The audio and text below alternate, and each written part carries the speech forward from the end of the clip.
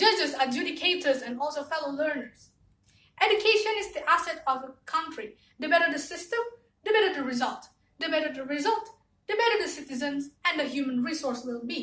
And we all believe that the human resource is what built a country. Many advanced countries has intelligence, and that's because they have good human resource. And this means that education based the country. So this house would arrange students in classroom based on their intelligence and academic performance rather than on their age. So what are the definition on arranging student in classroom based on their intelligence? So there are two. The first one, locating student in their capable grade. Like for example, if we have a third grader that can do problems for a sixth grader, then we should put him in sixth grader rather than wait him finish 3, 4, and 5. Why? Because he already able to do a harder question. So why not put him in the supposed grade? If we just stay him at grade 3, then it will slowen the learning and also not develop him into a better learners. And also it's faster the contribution to the nation, because the quicker he graduates from the school, the quicker he will contribute to the nation. So why not put him in the upper class? And second, arrange the classroom based on intelligence and academic performance. Like for example, if in 1 year we have 5 class, A, B, C, D, E, then the most intelligence will be in class A and the next one will be in B, and so on. This can be changed based on their performance. So we look at the year and annual performance. Like for example, if their grades decreasing, then we can move her to the other class. And what are the criteria of intelligence and academic performance? So the criteria of intelligence, there are 4. The first one, children who can pass entrance exam. So in entrance exam, we list all the score and arrange them in the class that I've mentioned, the A, B, C, D, E. And second, score development from times. So we look at the development during exam 1 to exam 2 to exam 3. Is it decreasing or is it increasing? Should we promote them or should we move them? And the third one, academic performance and participation in a class, as we believe the more participation, it means that the person is pay attention to the class, and the more academic performance, it means the more diligent, the better the result will be in her learning. So why not put them in the good class? And the fourth is based on IQ test. So the better the IQ, we should arrange them in the most intelligent class. The house would make an exam that can turn the freshman capability and during times look their performance, like what I've mentioned before. One example of this, so in England there's a system that's similar to this.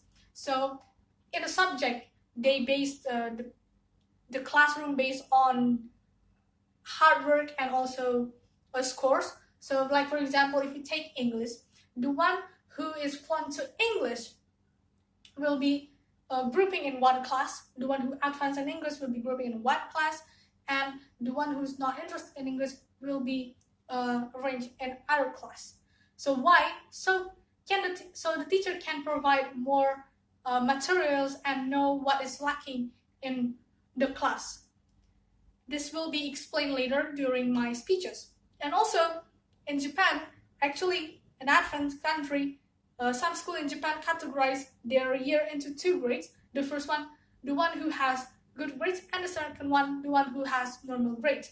So the speaker would like to say that this house would arrange students in classroom based on their intelligence and academic performance rather than on their age, as it more efficient for the teacher and learning and reduce bullying to the smart and lower grades.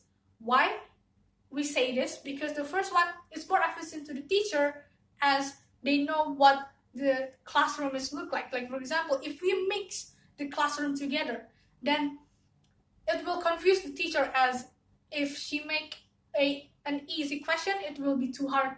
It will be too easy for the smartest to develop. But if the teacher make it too hard, then it will be bad for the one who doesn't have too much intelligence. So if we range them and based on intelligence, it will be fair when we got the question.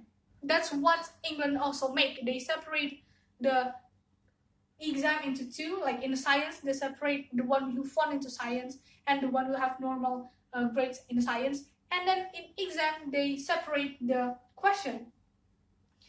So it will be fair to the person who doesn't like science and someone who likes science and someone who wants to develop in science. What an advantage for this? The first one encourages students to keep up their score, as everybody wants to go to the best class and want to be acknowledged for having the intelligence, so they will work hard on this. And the second, make them more serious in study.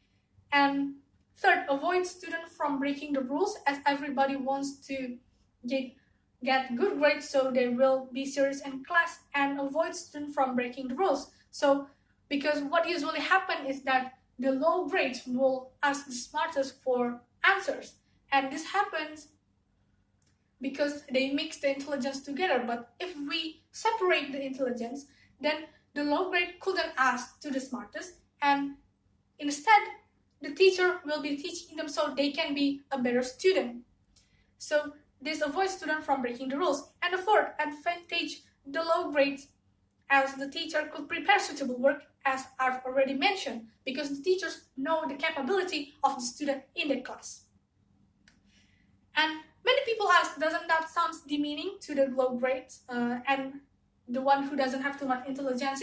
No, ladies and gentlemen. What usually happens in classes is that, like what I've just said, the low and diligent depends on the hardworking and smart. Undiligent depends on the hardworking. So we want to make this undiligent to be a hardworking person by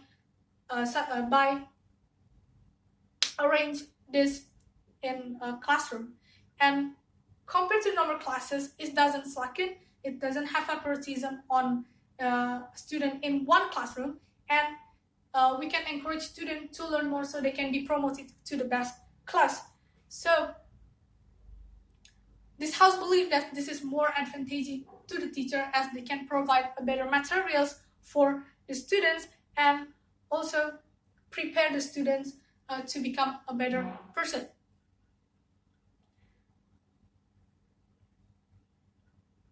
And that is what this house believes, that why we should arrange this classroom based on intelligence and academic performance rather than on their age.